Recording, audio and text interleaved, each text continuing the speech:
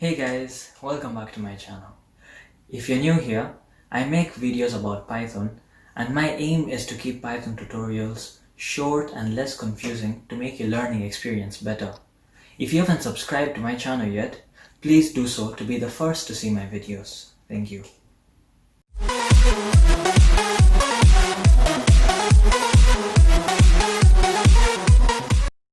So, do you remember the print function that we used to display information earlier on Python? Well, that was just one function, and there are many such functions in Python that have various uses. That brings us to today's topic, functions. As we recall, a function is a collection of programming instructions to carry out a specific task. When calling a function, we should give it an argument which converts it to return a value. This means that functions usually complete the required task and then bring back a value to the point where the function was called. For example, if we're using the absolute function, absolute of minus 123 will return 123 as the value. This value can also be assigned to a variable such as a is equal to abs of minus 123. With that said, let me talk about the libraries in Python. They're also known as modules. Just like a physical library, this is a collection of code written by some other authors and is ready for us to use in our code. A standard library is a library that is considered to be part of the Python language and must be included with any Python system. Python's standard library is organized into modules in which related functions and data types are grouped into the same module. One thing to remember is that the module should be loaded into your program before you can use any function in it.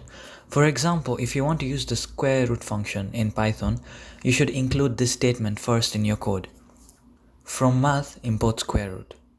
Then you can simply call the square root function like a is equal to square root of 4. Python also has built-in functions that can be used without including any modules, and here's a list of some of them. Python also consists of methods. Methods are just like functions, but they're limited to a specific data type. For example, the method to change all letters in a string to uppercase is called upper, and it is only applicable to strings and not to any other characters. So let's say str is equal to alpha. Carrying out the operation str is equal to str.upper when printed would give alpha in caps.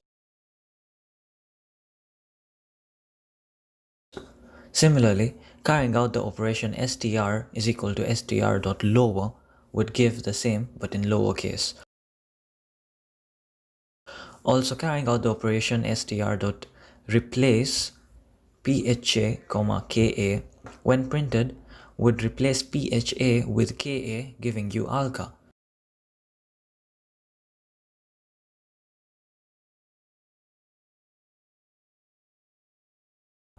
There are many more methods in Python, and here's a list of some of them.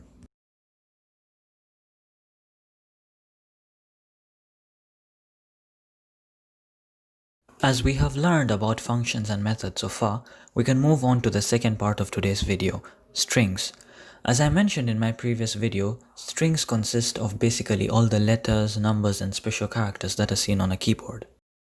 If you recall, I mentioned in my previous video that strings should be inputted within quotations to tell the computer that it is a string. However, let's say you want to print quotations in a sentence. For example, he said hello. You can use the single quotes to place the string and the double quotes within the string, like he said hello. But always remember to use a matching pair of quotations, don't mix them up. The number of characters in a string is called the length of a string. For example, the length of a string hello is 5. In Python, you can use a function called len to find the length of a string. For example, print len of hello should give 5.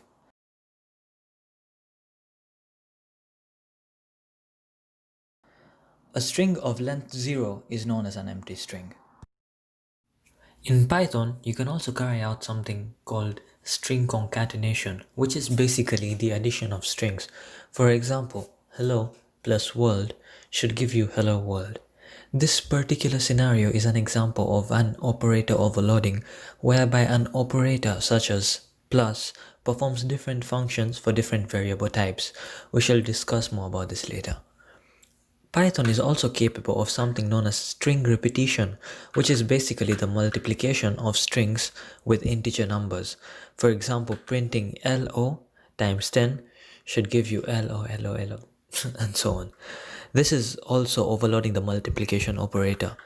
It is also possible to change a string to another data type, and in fact any data type to another if the specific object is convertible, such as 19.9, that's a string, can be changed to a float by saying float of 19.9, and to an integer by saying int of 19.9. However, this would change the string into an integer by erasing the decimal part instead of rounding it off. So instead of giving you 20, it would give you 19.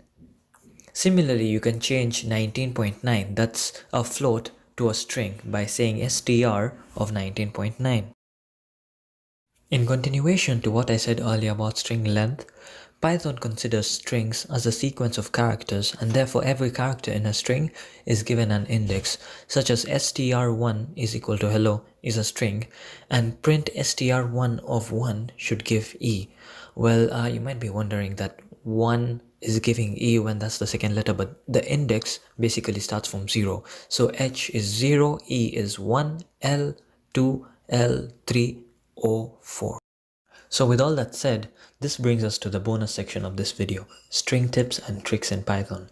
Previously I said that if you wanted to print double quotations inside a string, you would have to use single quotations outside and double inside, but you can also do this by placing a backslash before the quote, like print he said backslash hello backslash quotations.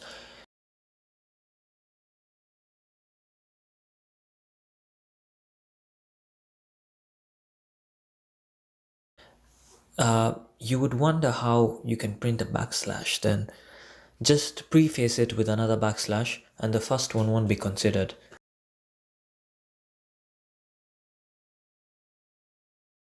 If you want to print something on the next line, you can use backslash n, like hello world backslash n, how are you, would give hello world, and in the next line, how are you.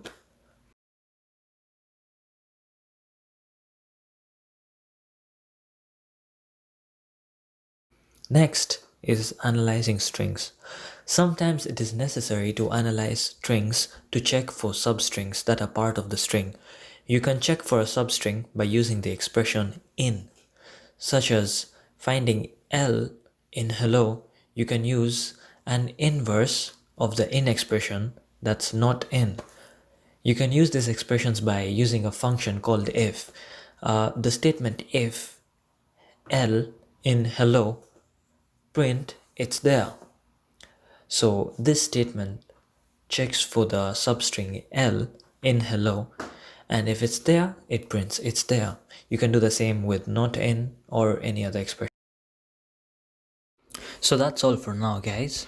Today we learned about functions, libraries, standard library and built-in functions, methods, strings, operator overloading, string tips and tricks, and the f function. So thank you for watching my video. If you liked it, please don't forget to hit like and subscribe. Don't forget to stay home and stay safe during this pandemic.